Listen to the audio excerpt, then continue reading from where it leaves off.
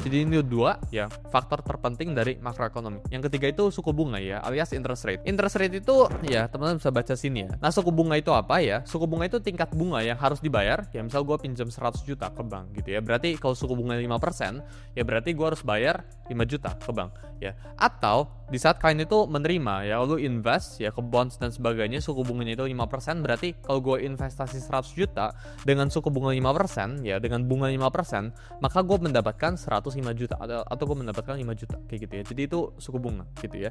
Dan suku bunga itu biasanya diatur sama central banks ya. Jadi central banks ini penting banget ya. Central banks dan pemerintah ya, ini dua entitas yang terpisah. Pemerintah itu nggak bisa mengendalikan suku bunga, cuma bisa central banks, alias kalau bisa di Amerika nama itu the Fed ya, the Federal Reserve ya. Per video ini di shoot kalau kalian tahu nama itu Jerome Powell yang mengendalikan gitu ya. Jadi basically central banks ini kayak lever ya. Di saat ekonomi itu lagi jelek ya, dia bakal nge-lever kayak gini, dia bakal naik turunin suku bunga sesuai dengan kondisi ekonomi. Kenapa jangan pemerintah? Karena kalau pemerintah bakalan ada kepentingan yang namanya itu politik. Karena kalau lu misal pemerintah sekarang, lu presiden sekarang, lu bakal turunin suku bunga biar marketnya itu rame gila-gilaan dan biar orang itu senang sama lu. Tapi untungnya kan gak gitu, dipisah jadi dua entity gitu ya. Jadi pemerintah dan central banks ini dua entity yang terpisah.